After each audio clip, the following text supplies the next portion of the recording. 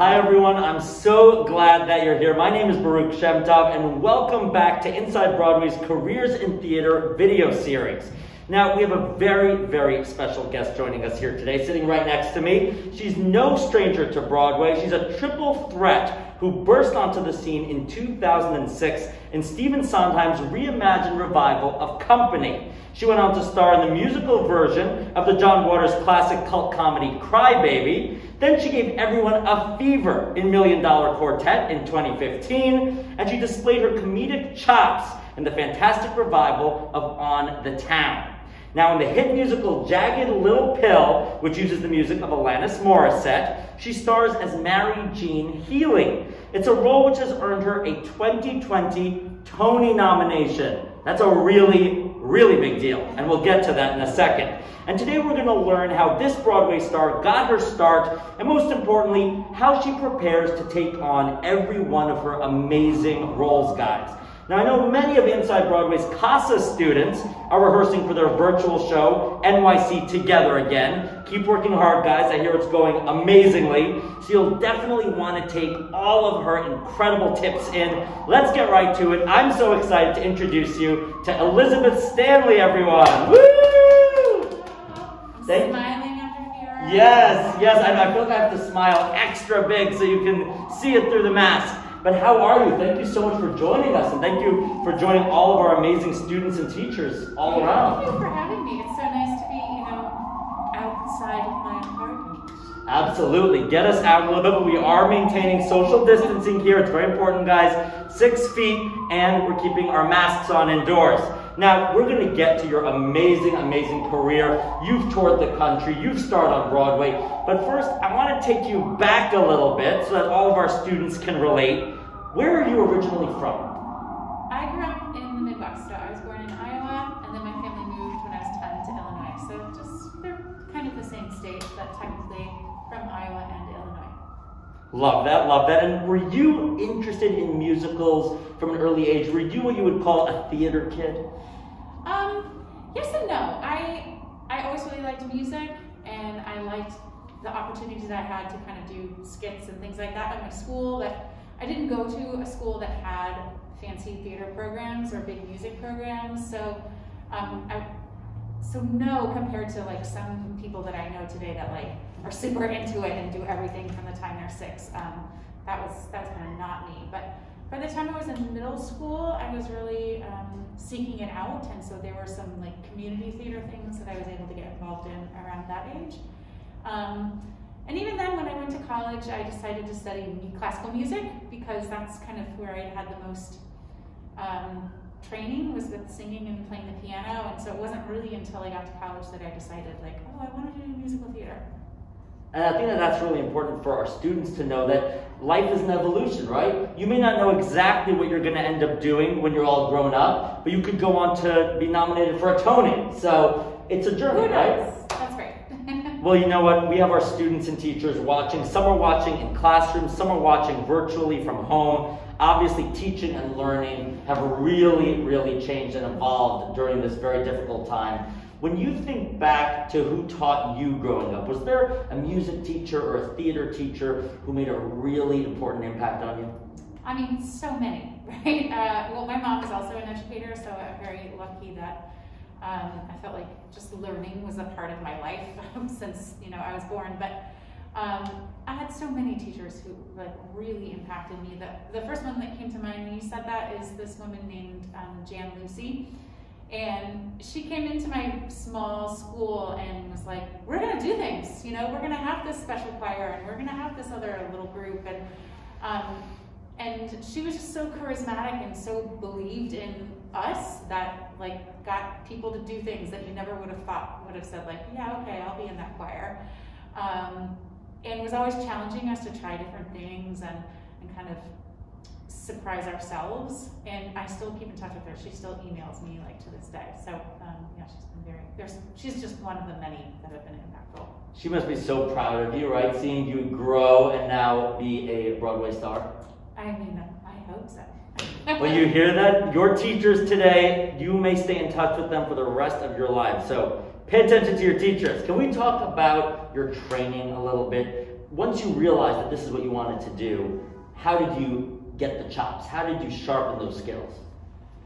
Well, I did a lot of practicing. So I spent a lot of time by myself. A lot of hours, you know, at the piano, practicing and singing. And some of that was because of where I grew up. I didn't, you know, and it was before the internet was really like what it is now. So like if I wanted something to sing along to, I had to figure out how to play it on the piano myself. I didn't have the luxury of like, oh, I just find a karaoke track for that. So some of it came from that. So a lot of hours just spent by myself, like practicing things. But then I also was very fortunate that my parents could afford for me to take lessons, to take piano lessons and to take voice lessons. And so I definitely felt like grateful for that, and I spent a lot of time preparing for those every week. You know, I didn't want to show up to a lesson like having not learned anything from the week prior to that. And then by the time I was a senior in high school, I really got more serious about it, and I auditioned and I went through the college audition process for a few different schools, and I ended up going to Indiana University in Bloomington, Indiana. And that's kind of it. And have you continued your training process since you went to college? Oh yeah, it just kind of never stops. I think most people feel that way, regardless of what profession you go into. Like there's always, things are always changing. You know, if you think of a doctor, like in this moment in time, like everyone is constantly learning and educating themselves about the virus, right? So I think the stakes are maybe not as high when you're an actor about, you know, that they're not life or death, but there's always room to grow, and you as a person are changing. So it means that however you are approaching your work is also changing. And so that's been really thrilling to meet other educators and other artists, because sometimes it's not even a teacher, sometimes you learn from your peers just being in a class together. So yeah, I feel like I'm always learning. So even once you hit the peak, you hit Broadway, the training definitely continues. Yeah, it's never done. It's never done. Love that. And it's probably enjoyable, right? As you continue to evolve as an artist and as a performer. Yeah, I love it. I mean, because you kind of check off one thing and then you're like, oh, well, what else could I do? Or, you know, how can I make that better next time? It's just, there's always kind of room to improve. Well, you're now a Broadway veteran, but can you take us back to that first Broadway show, your first step out on the Broadway stage? What was that moment like? What was that experience like? Oh, it was like very special. Yeah, I mean, you know, it's one of those things where I think I felt very conscious about trying to stay present in the moment, because it is overwhelming anytime you're on stage. If you're listening to this, you probably understand, like, you feel nervous, right? So people are watching, so that was there for sure. And then you're focusing on like the lines you have to say and where you have to go on the stage and the songs you have to sing and all of that, but I rehearsed a lot for that, so I wasn't as nervous about that. But just there were some moments which I was grateful for, that I was on stage, but the focus was not on me, so I was kind of like in the background, and I was grateful for those moments because I could really take in like, oh my gosh, I'm standing on this Broadway stage and there are people in the audience that like paid to come see this show. And yeah, I won't ever forget that. Now, I know many of you are getting ready to perform. You have performed at school. I've never been on Broadway, probably like many of you, but I still get really nervous, right? What tips can you offer me, and can you offer all of our audience members about overcoming those butterflies right before you go out on stage? Oh, well, I will just say that it means you're alive, if you're feeling that, right? It kind of never goes away altogether. But for me, the more prepared I can feel, then I can like put my mind at ease. So if I feel like I really know these lines, or I really know this song, and I've really practiced it a lot, or I really know these dance steps, like the more secure I can tell my mind to calm down, that we know what we're doing out here. That kind of calms my fears a little bit, and I would say like practice performing in front of people before the actual event, right? So like I usually start by like practice doing it for your mirror, and then practice doing it if you have something you can record yourself on, like practice doing it for your phone or for your computer. because even if that's just you and the computer, it still makes me nervous. And then you can watch it back, right? And then see if you can grab a couple of friends or family members that you trust to like, you know, not make fun of you if you like mess up. To say, hey, can I just get the nerves out and can I do this for you a couple times? So that you like build up to doing it in front of like a bunch of people. And honestly, I think that it's scarier to perform in front of people that you know than it is in front of strangers. So I feel like if you can do it in front of people that you know, then you're like good to go for doing it in front of the masses. I love that, and I totally agree with you. When I was in high school performing in musicals, I was always more nervous if my family was in the audience. It was just random fellow students, like, oh, we're good, we're good. Yeah, right. Isn't that strange? Because you would feel like you'd feel more comfortable in front of the people closest to you in life. I know. But I think if there's that like that pressure, right? Because you know, like, oh, my mom's gonna know because she's been rehearsing my lines with me, or like, you know, my brother's gonna make fun of me, or whatever it is. Whereas like the strangers, you're like, well, if I mess up, I'll just never see them, hopefully. But by the way, it feels so good for me, I'm sure for many of you too, to hear an absolute Broadway star saying many of the same things that I say in my own head, and I'm sure you say in your head, right? Getting nervous, being nervous in front of family, trying to figure out how to practice and who to practice in front of. We all share in this experience as far as we go along the line. Yeah. It's just a human instinct, right? Totally. And by the way, we're talking about all of your Broadway success, but theater happens everywhere, guys. And you've performed in many different venues, and you've really honed your craft in many different venues. What was that process like? Oh, I love it. I feel, you know, doing a Broadway show is like it's a very small part of most people's career, because you know, shows only last for a certain amount of time. And even if it is a show that runs for a long time, your time in that show is probably not years and years and years. For some people it is, but for most of us it's not. So you might be in a show for a year and then not be in a Broadway show again for 5 years or 10 years. You just don't know how long it's going to be. And so there are tons of other opportunities which I think are just as special. You know, they're not as flashy, right? Like maybe not everyone knows about them, but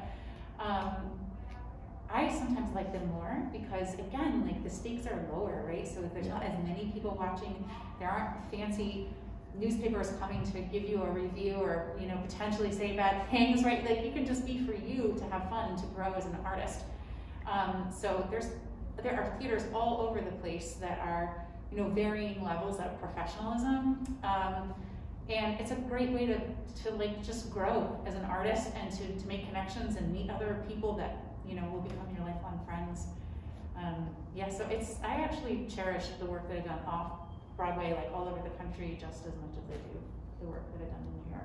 And one of the things you did off Broadway was actually with Inside Broadway. Back in 2005, you were part of the school's tour of On the Town. That's right. Every day you performed in a different New York City public school auditorium. So our history with the organization runs very deep, and we're so grateful for that. Obviously, it's a full circle moment right now. Yeah. But take us back to 2005, performing with Inside Broadway at New York City Public Schools. What was that like for you? Oh, it was awesome. It was really early. As you guys know, you have to get up.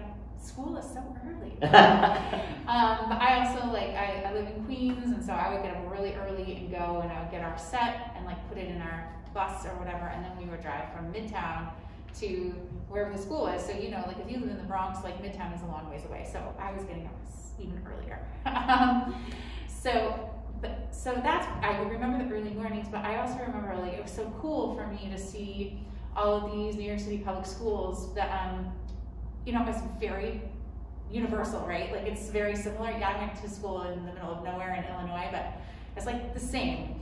It's just the energy of young people who are what is this? Oh my God, an assembly, okay, here we are, whatever. You just don't know what you're getting roped into, right? And your teachers are here we go to the auditorium.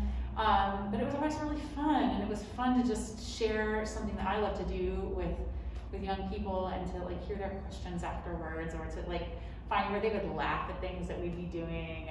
It was great. It was really, really fun. It was a totally fresh audience. It wasn't an audience who bought tickets and knew what they were getting into. So right. You really could see their natural reactions, I'm sure. Right. Yeah. I used to love assembly, by the way. I miss assembly. Right? Assemblies were always the best.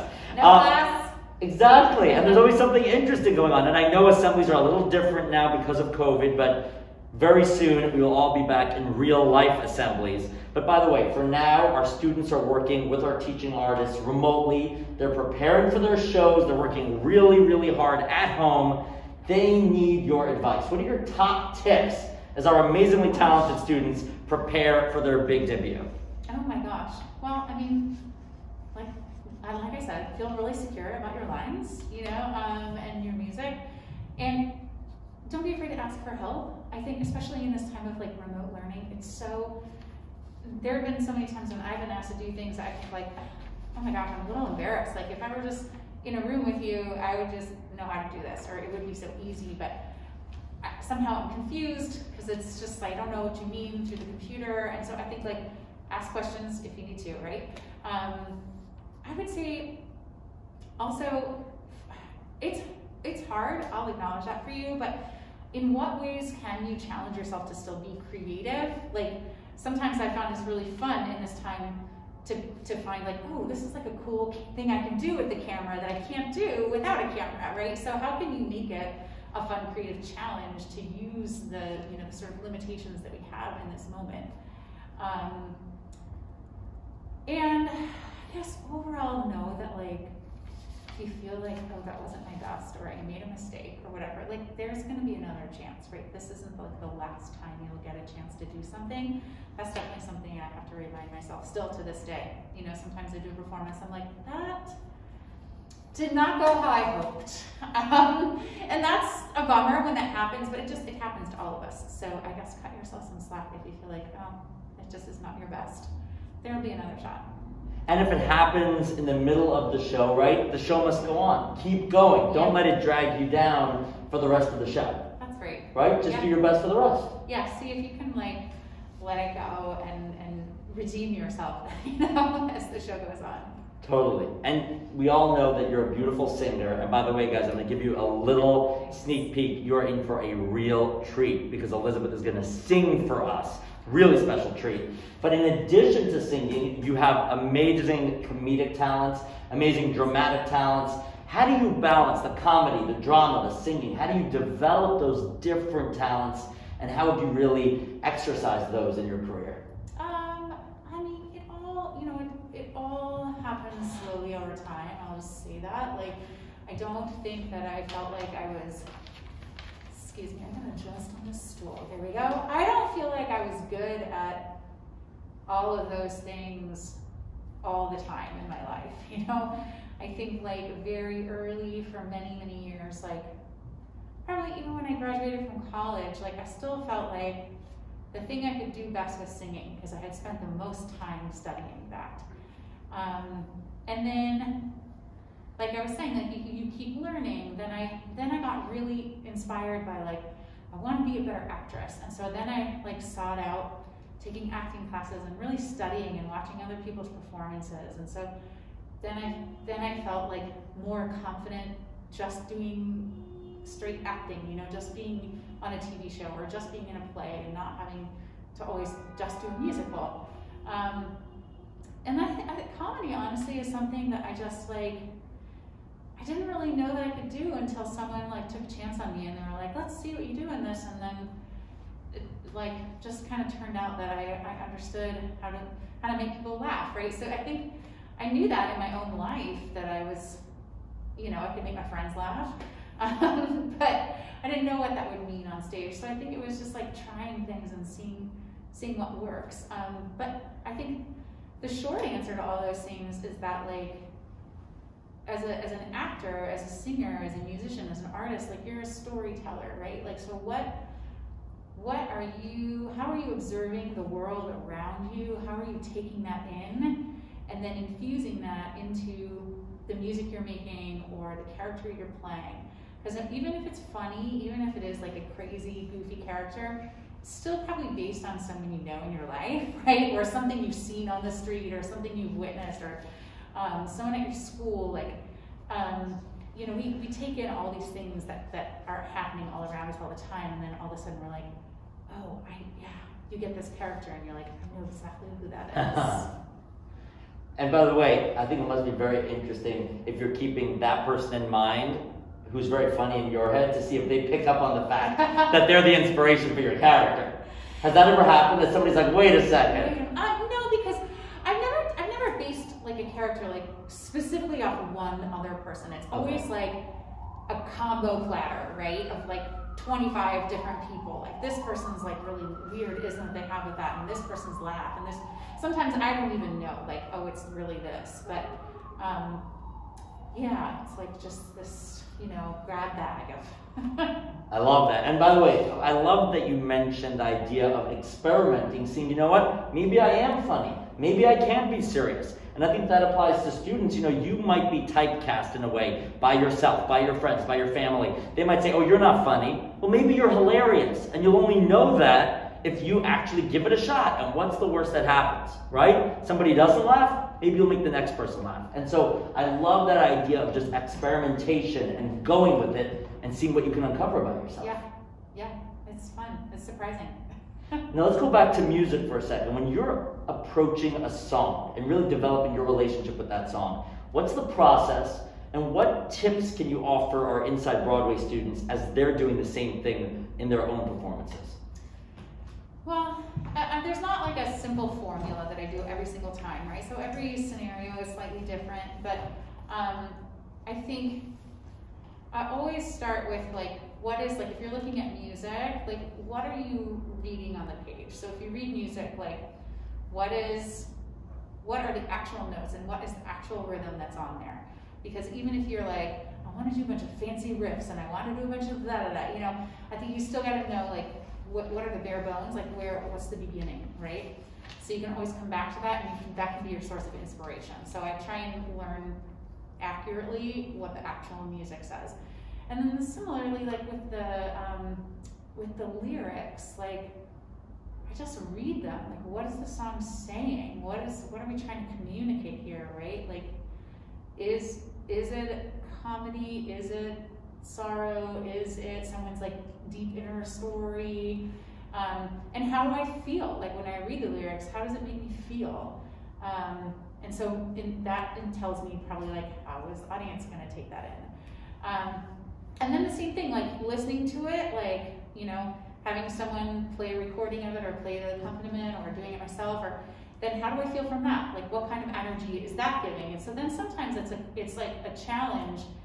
If the music is really sad or really moody, then maybe I want to do something different with it, right? Because in life, our feelings are really complex. You know how you can feel like really angry, but also like maybe it makes you laugh at the same time, right? So I think those things exist all the time in real life. So I often try and figure out like, oh, that's already being done. Maybe the lyric is already saying that, so then my acting should be doing something slightly different. And I just try a bunch of things out, right? So sometimes it's a good thing to try. Like if you're having like a day where you're just like, I feel amazing, like sing the song on that day. And then if you're having a day where you're just like, this is the worst day ever, sing the song on that day. And see, you'll find different things in it different days. And that can be kind of a cool way to teach yourself how a song fits you. Because there's no single perfect way to do any song. So even you yourself might be like, I have 12 interpretations of the ways I like to sing it. And then just like as a vocal technician too, I have to spend a lot of time like not acting, not doing anything fancy, like just singing through it and where are the trouble spots for me in my voice and how am I gonna navigate that and like really force myself to like work on the hard parts of the song. And then I like reward myself with like the parts that are easy and fun, right? So like sing the hard stuff first and then kind of go back and put it all together. Love that advice. Pretty good advice, guys, right? Well, speaking of advice, our CASA kids from Inside Broadway, they're going to be performing NYC Together Again, but unlike other years when we do it on stage, this year will all be done remotely through the camera, through the computer. So what advice can you give our students to really help them shine and really push through that camera and shine through for the audience as they perform NYC Together Again? Well, I would say what I've really noticed, like during this time, because we're watching so many things on camera, right, is the things that really like touch me and move me are the things that feel really real and really honest. And that can feel kind of scary and vulnerable to do, because like we're all like, oh, I want to look perfect, I'm on camera, I want to look good, I want to look Instagram, I need a filter. But I think like the things that stick, like that stuff all starts to look the same after a while, you know? The things that really like stick with me or really touch me are when someone really goes for it, you know? Like maybe they're being really creative or really zany or really out there making a really bold choice. Or they're like very stripped down, right? Like they didn't get themselves all like made up and camera perfect. They're just like authentic to who they are. Like this is who I am in this moment. So I think like the more you can challenge yourself to just like be kind of real and not feel like you have to put something else on, I find that to be really compelling. I love that. I love that. Now, of course, we are going through this very difficult time with the pandemic. Broadway has been shut down for a long time now. I know as a theater fan, I've been frustrated. I can't even imagine how frustrating it is for you, for a Broadway star. So how has this been for you, and what have you been doing? What have you been working on during the pandemic? Yeah, I mean, it has been hard, but it's been hard for so many people, right? Like so many people we know lost their jobs, or lost people that they love. So there are so many things about this time that make it really, really challenging. So I think, you know, I try and keep that in perspective when I feel like, oh man, this is like, I'm having a rough day, or this is a hard time. Like, I guess I feel comfort in a way that I'm not going through it alone, but also like makes me reflect and be grateful for the ways in which my life is not so hard compared to a lot of people in this moment.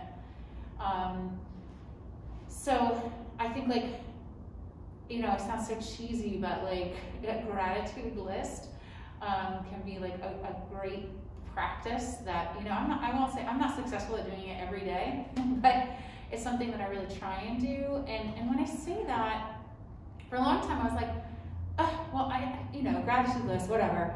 And my friend said, no, it should actually be, my friend is a therapist, by the way, but she said, it should not just be like 3 things you're grateful for every day. It should be like 3 things that happened to you that day that were good. You know, that you have to like maybe think about, like, well, that didn't have to happen to me today, and it did. Okay, and sometimes it's really small, but it helps, right? Because it's so easy to think of all the things that went wrong, or all the ways that you're hurting, or all the ways that, you know, the world just feels crazy. And so if that can be a really good thing that I've been trying to do. Because it's also something I feel like it's in my control, right? Like there's so many things in the day that you're like, I have these grand plans, I want to practice yoga and I need some space to do it, and I want to sing and I need space to do that, and you know, there's a lot of stuff that it's like, depending on what else is going on in your home and in your life, it's like they're great intentions, but it's hard to make them happen during this time. So something you can find that's just like inside you that you can do, I find has been really helpful. What else are you doing to stay positive, to stay engaged, to stay inspired? I also try and go outside every day, like even when it's freezing, I'm just like, I just need to feel that real air on my face. And also like, I see other people, right? Like when I'm out and about, I'm like, oh, there are other people in the world. I can at least see their eyes. There's something about that. I think like with living in New York, sometimes it feels so intense, right? Like prior to the pandemic, sometimes I was like, oh, I can't wait to get home and like be away from everyone. But in this moment, it really made me realize like, no, I love like being a part of the world, being out in it. And then, you know, staying creative, it's like, for me, a huge part of staying creative is staying off of social media, because, you know, I mean, I know it's there and it's not going away, and we just have to learn how to like participate with it and like kind of keep a healthy relationship with it. But I just find, especially during this time, it's really hard not to like see what other people are putting out there and be like, well, oh my gosh, they just published a book and they just like did a supermodel photo shoot. I don't know how to do that. And they just, you know, you're like, how can I ever do that? And so I think like I just try and stay away from that. I've been kind of Googling like writing prompts, and that's been really inspirational. Like, I'm not someone who thinks of myself as like, and I'm not writing a book, P.S. Like, I'm not some accomplished writer, but I do like writing, I like journaling, and so that's been kind of fun. Like, there'll be very different prompts, like imagine this, and then just like write about that for 20 minutes or until you're done. And that's been kind of cool, like, because it's creative, but it's not necessarily how I always think of myself as being creative. Can I give you back some of your own advice right now? Sure. Because you just said, I'm not a published author, right? But maybe through this evolution, maybe through this process of journaling and responding to these prompts, maybe something could come out of that. I love it. You could be See? a New York Times bestseller in the waiting. I hope you're right. I'm just saying, I'm just saying. Now, is there anybody specific, people, who are inspiring you right now? Oh gosh, I mean, yes. I feel like incredibly inspired. There's so much positive change, positive response to like all that is happening in our world right now. I have a lot of colleagues in the Broadway community specifically who are really working for like advancement for racial equality, racial justice within the Broadway community, not to mention, our world at large and specifically our country. So I find that really moving and really important work. And there are also so many people who, I feel inspired by like people who are working at the grocery store. Yeah. It's like, wow, it's not fun, I'm sure, to feel like, well, this is a little risky, I'm going to work every day, and people are just coming in here, and they're not getting rich working at the grocery store, and so I think like that's like very inspiring to me, the people that they're really serving their communities by going to work and putting themselves at risk. Beautiful, beautiful, I completely agree. Now, this is a moment I'm very excited about because you are going to share one of your favorite songs with us. It's called "Oh, What a Beautiful Morning." Yes. Can you tell all of us a little bit about it? Yeah, so it's from like an old-timey musical called Oklahoma, right? But sometimes like the classics can be good. I like to jazz them up a little bit, so this is like a sort of jazzy version of that. But I think for me, I would say like I love the imagery of the lyrics. There's a lot of descriptive language about nature and plants and animals in the sky. And one of my favorite lyrics is towards the end, which is all the sounds of the earth are like music. And I just think that's such beautiful poetry, and it's something I think about a lot. I think because I grew up kind of out in the country in the middle of nowhere, and so the sound of like insects and birds and everything I remember it being like really loud, like especially in the summertime. And then in the same way that I think like when I first moved to the city, I was just like, oh, I can't hear those sounds, but all I can hear is like traffic and people and sirens. But that can also be like a comfort in a way. It's like this sign that there's like life happening around you. And so I don't know, I love that imagery of like, how can the sounds that are just in our world be music? I love that. Well, let's all take a listen. A little virtual round of applause as we listen to "Oh, What a Beautiful Morning." Woo!